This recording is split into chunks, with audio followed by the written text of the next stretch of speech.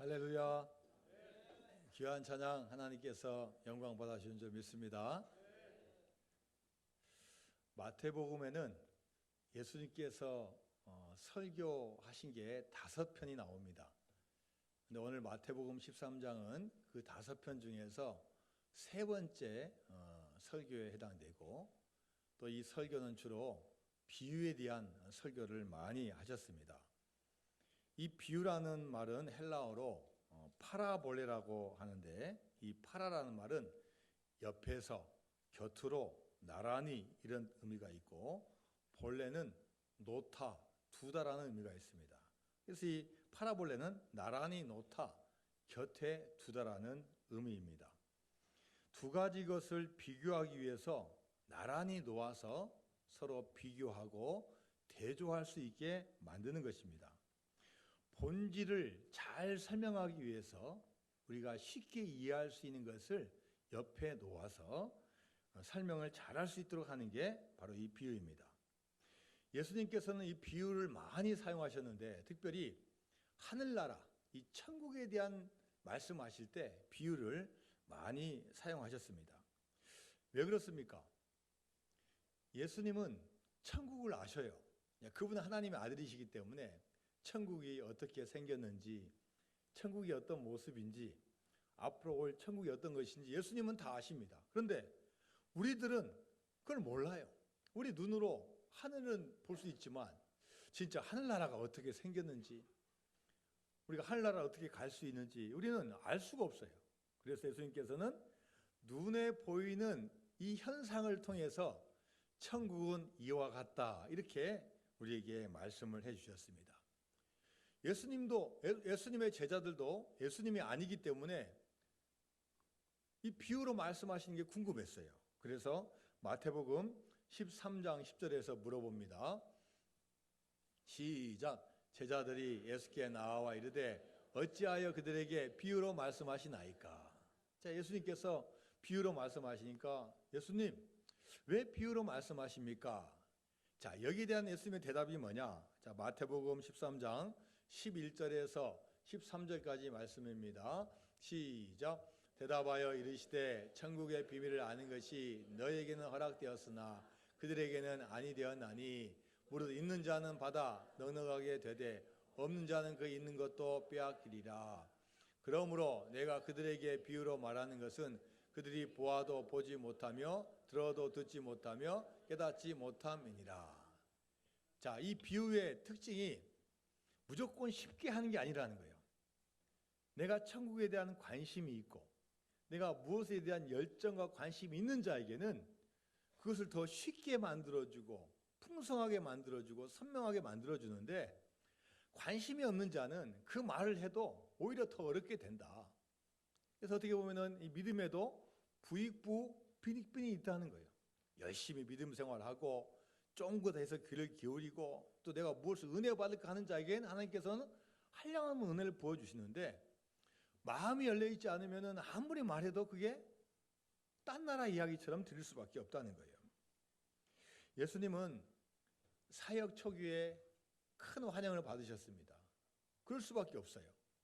야, 새로운 하나님 나라를 말씀을 선포하고 병든 자를 고치시고 기적을 행하시고 또 이적을 행하시니 보는 사람들이 깜짝 놀라면서, 야, 이분이 하나님의 아들이다, 메시아라고 확신을 했을 것입니다. 그런데 몇 가지 사건에 의해서 이 사람들의 마음이 흔들려요.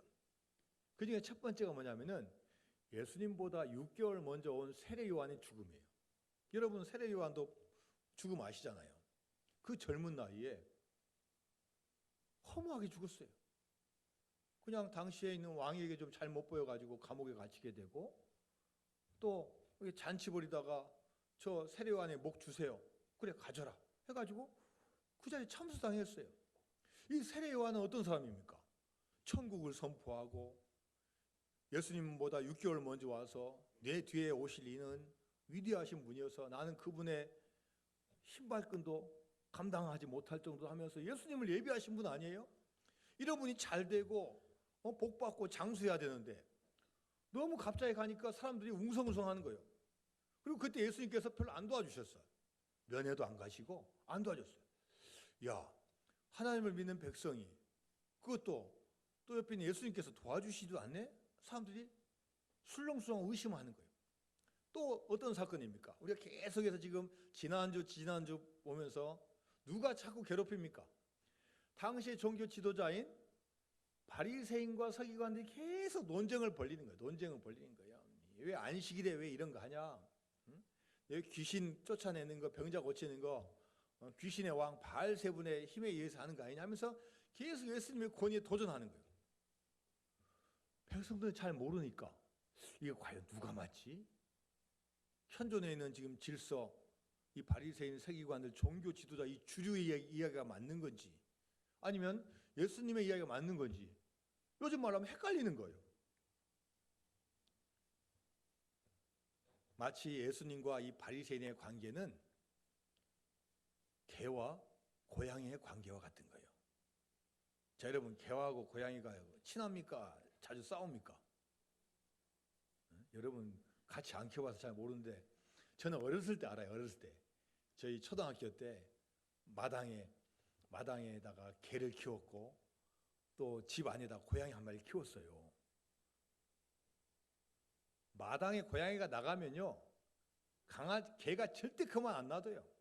어떻게든지 쫓아내려고 자기 영역 침범했다고 쫓아. 그러면 그 구경만 하는데도 막 10분 20분 걸려요. 막 담 올라갔다 막 담도 막 뛰고요. 막 왜 그렇습니까?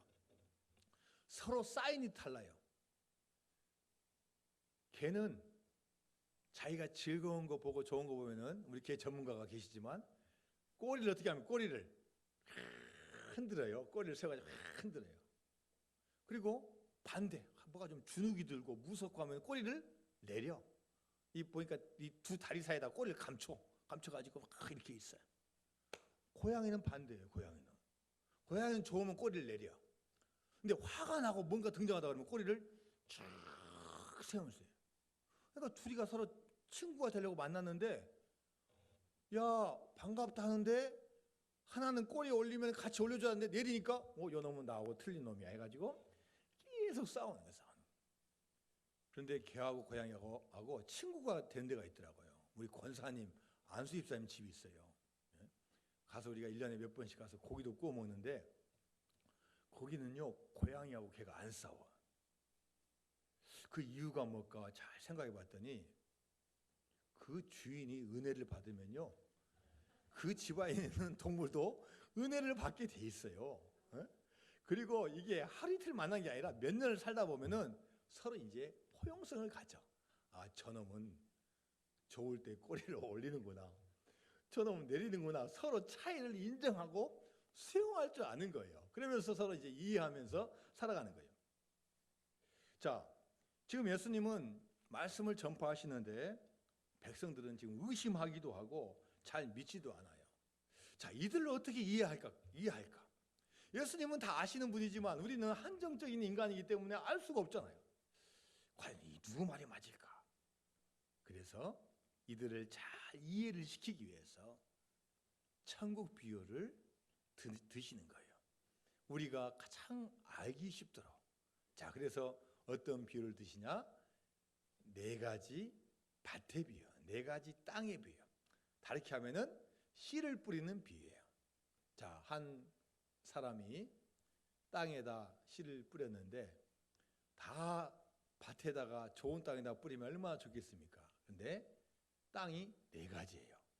자, 그래서 여기 나오는 게 뭡니까? 첫 번째가 길가에 뿌리고, 두 번째가 흙이 조금만 있는 돌밭에 뿌리고, 또 세 번째는 가시덤불에 뿌리고, 네 번째가 좋은 땅에 뿌리는 그 비유가 나와요. 자, 첫 번째 길가에 떨어진 씨 비유입니다. 마태복음 13장 4절 말씀입니다. 시작. 뿌릴새 덜어는 길가에 떨어짐에 새들이 와서 먹어버렸고. 자, 마태복음 13장 1절에서 23절까지가 원래 이 비유 내용인데 너무나 길기 때문에 제가 앞에 있는 건 딱 내용을 자르고 지금 우리가 뒷부분에 있는 말씀만 같이 읽었습니다. 앞에 있는 1절부터 7절까지는 예수님께서 비유에 대한 설명하신 거예요. 그리고 비유를 하면 또 잘 이해를 못하니까 자세하게 해석해 주는 게 오늘 읽었던 말씀입니다. 자, 첫 번째 길가에 떨어졌다는 것은 뿌릴새 길가에 떨어짐에 새들이 와서 먹어버렸어요.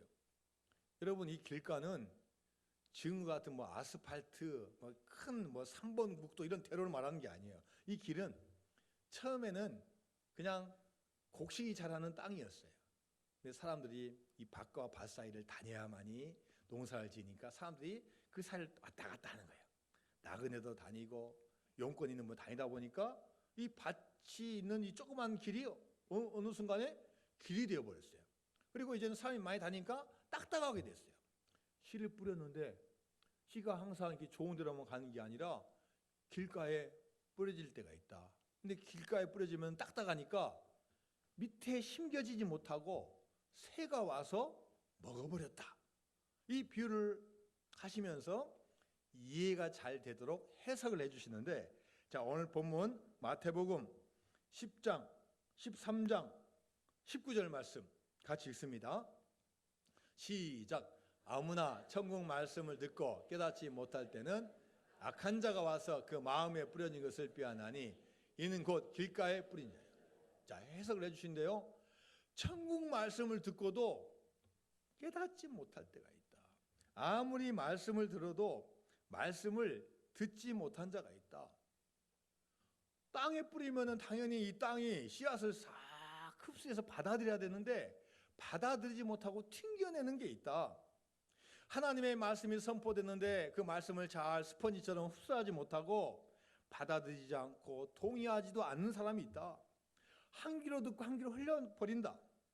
나와는 별 상관이 없고 오늘 예배에 참석했으니까 순서대로 성가대 찬양한 다음에 그 다음에 설교 시간이니까 또 어차피 드려야 되고 이 순간이 끝나면은 또 축도하고 또 식사도 하고 또 가야 되겠다. 이 순서에 머물지 않는다는 거예요. 우리는 열심히 들으려고 이 자리에 왔습니다. 그러나 많은 것들이 우리 마음을 닫게 만들어요. 여러 가지 딴 생각이 우리를 가로막고 심지어 말씀을 듣기를 방해하는 이 사탄 마귀가 우리 마음을 강팍하게 만드는 거예요. 여러분, 요즘 심리학 용어 중에 사이코패스라는 단어가 있습니다. 이 사이코라는 단어와 패스라는 단어가 합쳐진 말인데 정신의 결핍이라는 의미가 있고, 대부분의 사이코패스는 사회성에 대해서 반대해요. 반사회성을 가지고 있고 성격 장애와 품행의 장애로 나타납니다. 그래서 이 사이코패스의 특징이 뭐냐? 양심이 사라져요. 양심이 없어져요. 왜? 모든 것이 이제는 나 중심이야. 나 중심이야. 내가 진리고 나 중심이야. 그래서 이 사회가 어떻게 하는 거 별로 중요하지 않아. 그래서 날 다 문을 닫는 거예요. 나의 관심, 그다음에 나의 욕구, 내 것만 충족되면 되는 거예요. 뭐 내 아기가 어떻게 되든 내 자식이 어떻게 되든 내 부모가 어떻게 되든 사회가 어떻게 되든 중요한 게 아니야. 내가 만족하면 되는 거예요. 얼마 전 정유정이라는 23살 여성이 과외 앱을 통해 만난 여성을 잔혹하게 살해했어요. 우발적으로 일어난 사건이 아니라 계속 이분이 몇 년 과정을 거치면서 사이코패스 성향을 가지게 된 거예요. 그래서 사람을 죽이기 위해서 결심을 해요.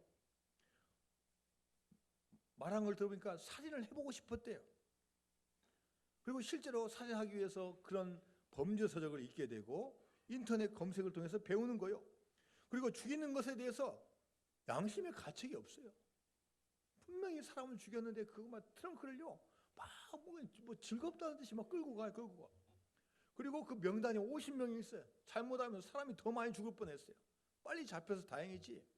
전화 시도해가지고 다행히 그 집 방문 안 해서 다행이지. 방문했으면 또 죽었을 거예요. 왜요? 남이 죽든 말든 나의 만족만 채우면 되는 거예요. 나만 하면 되는 거예요. 여러분, 우리도 좋은 말씀 듣고 좋은 일 있는데 그냥 나물처럼 여기고 내가 마음을 열지 않으면요 사이코패스처럼 우리가 바뀌어버린다는 거예요. 길가에 뿌려져서 심겨지지 않고 그런 인생이 아닌 뿌려졌을 때 다 수용할 수 있는 저와 여러분이 되어야 될 줄로 믿습니다. 자, 두 번째는 뭐냐? 돌밭에 떨어진 씨입니다. 자, 마태복음 13장 5절과 6절 말씀입니다. 시작.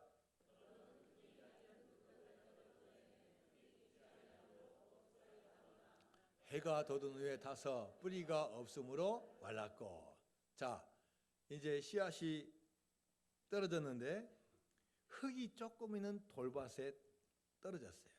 그래서 이 씨가 이제 뿌리를 살짝 내리려고 하는데 흙이 너무 얇아요.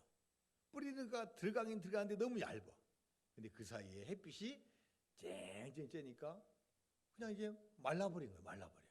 수분 다 없어지고 말라 비틀어져서 죽는 걸 말하는 거예요. 자, 이렇게 말씀하시면서 예수님께서 또 해석을 해주시는데, 자, 마태복음 13장 20절에서 21절까지 말씀입니다. 시작. 돌밭에 뿌려졌다는 것은 말씀을 듣고 즉시 기쁨으로 받되 그 속에 뿌리가 없어 잠시 견디다가 말씀으로 말미암아 환난이나 박해가 일어날 때에는 곧 넘어지는 자요. 자, 이 돌밭에 뿌려졌다는 건 말씀을 받아요. 이거 받을 때 기뻐, 감사하고 은혜를 받아요. 그런데 이게 오래가지 못한다는 거예요. 뿌리가 없어서 잠시는 감사하고 잠시는 기쁘고 잠시는 은혜를 받지만 환난과 박해와 유혹이 오면은 거기에 넘어진다는 거예요. 조금만 어려움하도 쉽게 포기하고 쉽게 넘어진다는 거예요. 견디기도 하고 견딤을 통해서 성장도 해야 되는데 성장하지 못한다는 거예요. 물론 바위에 떨어진 것은 길가에 떨어진 씨앗보다도 더 훌륭하고 좋습니다.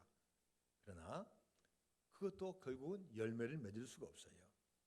우리는 예배를 통해서 또 믿음 생활을 통해서 또 옛날에 기도원도 가고 부흥회를 통해서 뜨거운 말씀 은혜를 받아요. 참 기쁘고 감사해. 그런데 그 순간이에요. 그 순간. 나가는 순간 은혜가 다 사라진다는 거예요. 옛날 중국에서 문화혁명이 일어났을 때 수많은 선교사님들이 다 추방을 당했습니다. 어쩔 수 없이 나가야 돼요. 다 죽인다고 하고 다 감옥에 가둔다니까 일시적으로 후퇴를 할 수밖에 없어요. 그래서 미국에 있는 한 선교사님이 중국에 있는 교인들과 지도자들을 모아놓고 마지막 만남을 통해서 이야기를 합니다. 중국에 아주 좋은 차를 한 잔 마시면서 이야기를 합니다. 이때 중국 지도자가 이렇게 말했다고 합니다. 선교사님, 이 차가 제 맛을 내려면 뜨거운 물에 우려내야 하지 않겠습니까? 이 고난은 진짜와 가짜를 구별하는 계기일 수 있습니다. 저희들 믿음으로 잘 견뎌서 가짜가 되지 않고 진짜가 되도록 하겠습니다. 선교사님 가시더라도 저희를 위해서 기도해 주세요. 여러분, 문화혁명이 지나고 나중에 이제 중국이 개방이 되어서 했을 때 몇십 년 지나서 교인들이 어떻게 됐어요? 중국 교인들이 더 성장했어요. 공산주의 국가에서 정확히 우리가 수치를 알 수 없지만 한때 인구의 10%까지 교인이라고 했어요. 1억 가까이가 교인이라고 했어요. 여러분, 아무리 핍박과 박해가 와도 세상에 따라서 그냥 바람 불면 날아가는 존재가 아니라 견디고 믿음을 붙잡을 때 하나님께서 은혜 주실 줄로 믿습니다. 자, 그 다음에 세 번째 뿌린 씨가 가시떨기에 떨어졌는데요. 마태복음 13장 7절 말씀입니다. 시작. 더러는 가시떨기 위에 떨어짐에 가시가 자라서 기운을 막았고. 자, 세 번째 씨앗은 어디에 떨어졌어요? 가시떨기에 떨어졌어요. 그래서 이게 좀 자라려고 하는데 가시떨기가 많아가지고 이 기운을 낼 수가 없는 거예요. 기운에 의해서 지금 막힌 거예요. 자, 이것이 무엇을 의미하는지 또 예수님께서 해석해 주셨어요. 자, 마태복음 13장 22절 말씀입니다. 시작. 가시떨기에 뿌려졌다는 것은 말씀을 들으나 세상의 염려와 재물의 유혹에 말씀이 막혀 결실하지 못하는 자요. 자, 가시떨기에 뿌려졌다는 것은 말씀 듣습니다. 믿음 생활합니다. 몇 년, 몇십 년 신앙생활을 합니다. 그런데 신앙생활을 하고 있지만 무엇이 먼저냐에 대해서 우리가 자신할 수가 없는 거예요. 내가 믿음의 길은 갖고 있지만 정말로 우리 앞에 놓여 있는 여러 가지 자녀 문제, 결혼 문제, 사업의 문제, 물질의 문제, 염려하는 문제가 나왔을 때 하나님을 먼저 선택하기보다도 우리가 그 문제를 선택할 수가 많다는 거예요. 마가복음 10장에 보면은 예수님을 찾아온 한 청년이 있습니다. 이 청년이 예수님에게 물어봅니다. 예수님, 제가 무엇을 하여야 영생을 얻으리이까? 예수님께서 만약에 주 예수를 믿으라, 그리하면 너와 내 집이 구원을 받으리라, 이 말씀을 해주셨다면 좀 마음이 편했을 거예요. 그런데 이 마가복음 10장은 예수님이 그렇게 말씀 안 하셨어요. 하나님 한 분 외에는 선한 분이 없다. 하나님이 주신 계명을 지켜야 된다. 그러면서 예수님께서요, 계명을 몇 가지 말씀하시는데 그 계명이 다 어떤 계명이냐? 10계명에 나와 있는 거예요. 살인하지 말라, 간음하지 말라, 도둑질하지 말라, 내 이웃을 사랑하라.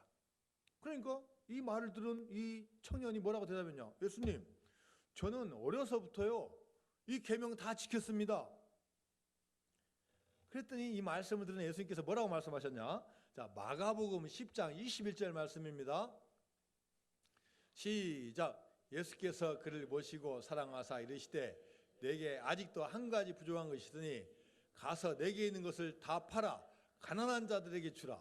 그리하면 하늘에서 보화가 내게 있으리라. 그리고 와서 나를 따르라 하시니. 야, 그러니까 이 청년은 뭔가가 이 답답함을 풀려고 영생을 얻으러 왔는데 예수님께서는 이 청년에게 더 수준 높은 것을 요구하신 거예요. 야, 너 내 제자가 되라. 나를 따라와라. 그러려면 뭘 버리라고요? 너 가족 버려야 되고 너 물질 버리고 재물 버려야 되지 않느냐? 예수님이 조금 이렇게 높은 걸 요구했어요. 이 말을 들은 이 청년이 어떻게 했습니까? 마가복음 10장 22절 말씀입니다. 시작. 그 사람은 재물이 많은 거로 이 말씀으로 인하여 슬픈 기색을 띠고 근심하여 가니라. 그래요. 마음이 편치 않았어요. 아직 하나님에 대해서, 예수님에 대해서 다 이해하지 못하니까 그럴 수도 있지만 그분의 수준에서는 세상에 있는 이 재물이 가장 소중한데 이걸 버리라고 하니까 버릴 자신이 없는 거예요. 여러분, 우리도 마찬가지입니다. 영생에 대한 갈망과 관심이 있습니다. 잘 믿으려는 마음이 있고 또 잘 신앙생활 하고 싶은 마음이 있어요. 그런데 때론 주님께서 우리한테 내가 소중한 거 내놓으라고 하실 때가 있어요. 야, 너 내 자녀 한번 내놔봐라. 너 물질 한번 내놔봐라. 심지어서 건강을 치시면서까지 우리한테 요청하신 게 있어요. 여러분, 이럴 때 우리는 장담할 수 없는 연약한 우리는 사람이라는 거예요. 초대교회에서도 많은 분들이 하나님의 은혜를 받고 성령 충만해서 복음을 전하고 교회를 세우고 전도하고 선교를 했지만 다 그런 게 아니에요. 그 가운데 믿음 생활 하다가 딴 길로 가신 분이 있어요. 자, 디모데후서 4장 10절 말씀입니다. 시작. 데마는 이 세상을 사랑하여 나를 버리고 데살로니가로 갔고 그리스게는 갈라디아로 디도는 달마디아로 갔고. 이 데마라는 사람도 믿음 생활 잘했는데 실질적으로 어려움이 오니까 세상으로 갔다고 표현하고 있어요. 하나님 말씀 우리가 듣지만 여러분, 세상이 그것도 얼마나 중요합니까? 여러분, 우리는 분명히 둘 중에 하나를 우선순위가 뭔지를 분명하게 결정해야 된다. 그게 결정하지 않으면 우리는 흔들려요. 마태복음 6장 33절 말씀에 그런즉 너희는 먼저 그의 나라와 그의 의를 구하라. 그리하면 이 모든 것을 너에게 더하시리라. 그럼 분명히 이 믿음을 가지고 있어야 돼요.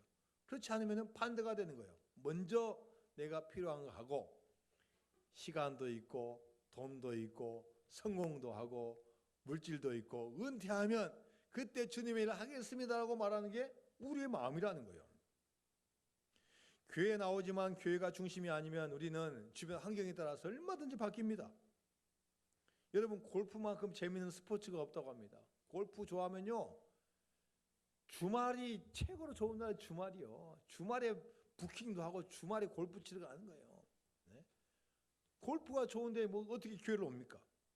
여름이면 산으로 가야 되고 바다로 가야 되고, 가을이면 단풍 보러 가야 되고, 겨울이면 스키 타러 가야 되고, 얼마나 할 거 많고 좋은 거 많은지 몰라요. 제주도도 가봐야 되고, 동해안도 가야 되고, 서해안도 가야 되고, 베트남도 가봐야 되고, 미국도 가봐야 되고, 일본도 가야 되고, 얼마나 갈 데 많은지 몰라요. 근데 여러분, 분명한 것은 우선순위가 필요하다는 거예요. 자, 그렇다면 예수님께서 원하시는 진정한 하나님의 백성의 밭은 뭡니까? 자, 마태복음 13장 23절 말씀입니다. 시작. 좋은 땅에 뿌려졌다는 것은 말씀을 듣고 깨닫는 자니 결실하여 어떤 것은 100배, 어떤 것은 60배, 어떤 것은 30배가 되느니라 하시더라. 자, 좋은 땅에 뿌려졌다는 것은 말씀을 듣고 뭐 하는 자라고요? 깨닫는 자다. 근데 말씀을 듣고 깨닫는다는 거 나도 깨닫는데? 깨닫기만 하면 무조건 100배, 60배, 30배 주시네? 이 말씀을 구체적으로 표현한 게 누가복음에 나와 있어요. 누가는 직업이 의사였기 때문에 이 예수님 말씀을 더 자세하고 세밀하게 구체적으로 기록했는데, 누가복음 8장 15절 말씀 같이 봅니다. 시작. 좋은 땅에 있다는 것은 착하고 좋은 마음으로 말씀을 듣고 지키어 인내로 결실한 자다. 자, 말씀을 듣고 깨닫는 걸 구체적으로 말하면 첫 번째가 뭐냐? 착하고 좋은 마음으로 말씀을 들어야 돼요. 어떤 마음으로 말씀을 들으라고요? 착하고 좋은 마음으로 들어야 돼요. 다시 말하면은 자세가 중요하다는 거예요. 말씀을 듣는 자세가 중요하다는 겁니다. 선포된 말씀, 내가 읽는 말씀, 이 말씀 사람의 말이 아닌 하나님의 말씀이라는 것을 먼저 인정하고 들어야 된다는 거예요. 매주일 목사님을 통해서 선포되는 말씀, 그 목사님의 생각이 아니에요. 하나님 주신 이 말씀을 순서대로 그 주제에 맞게 말씀을 선포하는 거예요. 이 말씀을 통해서 혹시 우리가 부족한 게 있다 그러면은 그 말씀을 통해서 체험을 받은 거예요. 혹시 내가 잘못한 게 있다 그러면은 그 말씀을 통해서 내가 찔림을 받고 회개를 하면 되는 거예요. 특별한 사람, 특별한 환경을 통해서 말하는 게 아니라 하나님께 주신 말씀으로 이해하고, 무엇보다도 다른 사람은 중요하지 않아요. 누구에게 주신 말씀이에요? 나에게 주신 말씀으로 받아들일 때 하나님께서 은혜 주실 줄로 믿습니다. 자, 그 다음에 두 번째는 지키어 그래요. 지키어. 말씀을 듣고 흘려버린 것에 끝나는 게 아니라 그 말씀을 어떻게 한다고요? 지키려고 애를 써야 되는 거예요. 이번 주에 주신 말씀, 내가 다른 데는 몰라도 이번 일주일 동안 한번 내가 지키려한다. 내가 그 말씀을 붙잡고 나가는 거예요. 지켜. 그리고 인내하고 일주일, 2주 힘든 가운데도 지키고 인내하는 거예요. 요한계시록 1장 3절 말씀 같이 봅니다. 시작. 이 예언의 말씀을 읽는 자와 듣는 자와 그 가운데 기록한 것을 지키는 자는 복이 있나니 때가 가까움이라. 자, 말씀을 읽고 말씀을 듣고 말씀을 지킬 때 하나님께서 은혜 주실 줄로 믿습니다. 여러분, 이 시간 우리는 어떤 밭을 소유하고 있습니까? 우리는 어떤 땅을 가지고 있습니까? 물론 우리는 좋은 땅, 좋은 밭이 되어야 됩니다. 그러나 우리 인생을 살아가면서 아직 좋은 땅, 좋은 밭이 되지 못할 때가 있어요. 길가에 돌밭, 가시밭, 우린 그런 밭을 가지고 있기도 해요. 여러분, 혹시 우리가 그렇다면 어떻게 해야 되겠습니까? 그것을 기경을 해야 됩니다. 갈아엎어야 돼요. 호미로, 삽으로, 곡괭이로 다 갈아엎어야 돼요. 단단한 단단한 거 부드럽게 만들어야 돼요. 돌에 흙이 조금밖에 없다. 흙을 더 넣든지 아니면 딴 데로 옮겨 심어줘야 돼요. 가시덤불에 있다. 가시덤불도 좀 제거시켜줘야 돼요. 내 힘으로 안 돼요. 주여 불쌍히 여겨주세요. 긍휼을 베풀어 주세요. 내 습관, 내가 하는 거 내 힘으로 할 수 없습니다. 주님 앞에 나와서 기도하고 찬양하고 말씀 들을 때 하나님께서 도와주실 줄로 믿습니다. 저희 교회는 올해 초부터 감사일기를 쓰고 있어요. 감사일기. 여러분, 감사일기가 많은 목적이 있지만 그 중에 하나가 뭡니까? 우리의 마음밭을 읽는 거예요. 옛날에는 당연한 거예요. 옛날에는 불평했던 거예요. 옛날에는 생각지도 않았던 거예요. 그런데 감사일기를 쓰다 보니까 사소한 것도 감사한 거예요. 은혜 주신 것도 감사하고 심지어 환경 안 좋은 것도 감사로 돌아오고 감사한. 그러면서 우리 마음밭이 바뀌는 거예요. 옥토로 바뀌는 거예요. 이때 주님께서 말씀의 씨앗을 딱 뿌려주면은 그 가운데 100배, 60배, 30배 결실이 일어날 줄로 믿습니다. 여러분, 목사님 설교 왜 이렇게 못하냐? 말씀이 왜 그러냐? 어느 교회 가보니까 왜 말씀이 이러냐? 유튜브 보니까 이렇게 훌륭한 목사님이 있는데 왜 우리는 이러냐? 여러분, 이거 탓할 필요가 없어요. 너무 외부의 설교 많이 들을 필요 없어요. 딱 한 번만 들어도 그 말씀이 옥토에 뿌려지면 100배, 60배, 30배 결실이 맺힐 줄 믿습니다. 씨앗이 문제가 아니라 밭이 문제예요. 밭이. 밭만 올바로 돼 있다면은 얼마든지 말씀이 성장할 수 있어요. 아무리 좋은 씨앗이 뿌려져도 밭이 준비가 안 돼 있다면은 다 새가 와서 쪼아 먹고 누가 훔쳐가고 다 말라 비틀어지는 거예요. 좋은 마음의 밭은 다른 세 가지 밭과 비교할 때 4분의 1밖에 안 됩니다. 다른 세 개의 밭은 뿌려지면 다 열매를 맺지 못하는데 이 좋은 땅에 뿌려지면은 열매를 맺습니다. 다른 세 개에서 망해도 나 한 사람만 믿음의 밭, 말씀의 밭을 잘 간직하면요 100배, 60배, 100배의 결실을 맺습니다. 내가 주님 앞에 어떻게 나가냐가 중요한 거예요. 하나님의 놀라운 역사는 다른 데서 시작하는 게 아니라 저와 여러분 한 분 한 분으로 시작하는 거예요. 다른 사람이 소중하지 않은 게 아니라 다른 사람 핑계댈 필요가 없다는 거예요. 내가 주님 앞에 올바른 마음만 있으면 하나님께서 몇 배요? 100배, 60배, 30배 결실을 맺어주는 거예요. 나머지 세 개가 없어도 나 한 사람만 잘하면은 하나님께서 풍성한 열매를 줄 줄로 믿습니다. 내존의 땅에서 오직 열매를 맺는 땅은 딱 땅 하나밖에 없어요. 그리고 여러분 그 땅도 결실이 달라요. 어떤 땅은 30배고 어떤 땅은 60배고 어떤 땅은 100배요. 자, 제가 질문 한번 할게요. 여러분 어떤 땅이 되시겠습니까? 4개 중에서 어떤 땅이 되시겠습니까? 자, 길가 한번 손 들어보세요. 돌바다 한번 손 들어보세요. 가시덤불 한번 손 들어보세요. 좋은 땅 한번 손 들어보세요. 그래요. 자, 한 번 더 손 들어봐요. 100배 손 들어보세요. 60배 손 들어보세요. 30배 손 들어보세요. 점점 줄어들어요. 왜? 에? 이왕이 맺을 거 100배 맺어야 돼요. 하나님께서는 반드시 은혜 주시는데 사람마다 다 다르다는 거예요. 똑같은 인생 살고 똑같은 자리에 앉아있지만 우리가 어떤 마음으로 주님 앞에 나가냐에 따라서 결과가 다르다는 거예요. 여러분 100배의 결실을 맺는 여러분 되시기를 바랍니다. 아무리 나쁜 태도가 많이 있어도 좋은 태도 한 사람만 있으면 되는 거예요. 땅에 떨어진 씨앗의 4분의 3이 결실을 맺지 못해도 4분의 1 하나만 제대로 맺으면은 4분의 3을 채우고도 먹여주고도 넘치는 축복의 역사를 하나님께서 우리 가운데 주실 줄로 믿습니다. 좋은 땅을 옥토라고 합니다. 옥토. 옥토가 되었을 때 오는 복은 무궁무진합니다. 예수님께서는 100배, 60배, 30배 말씀해 주셨지만 우리가 믿음의 길 가면요 하나님께서 1000배 만배의 복을 여러분에게 허락하여 주실지도 믿습니다. 무엇보다도 주님 잘 믿어서 천국을 소유하고 좋은 땅이 되어서 풍성한 열매 맺는 여러분 되시기를 주님의 이름으로 축원드립니다.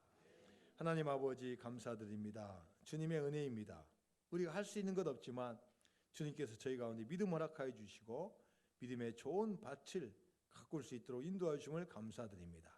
어떤 말씀을 주시더라도 그 말씀 우리 마음밭에 심겨져서 30배, 60배, 100배의 결실을 맺는 우리 귀한 성도님 될 수 있도록 축복하여 주옵소서. 예수님의 이름으로 기도드리옵나이다. 아멘.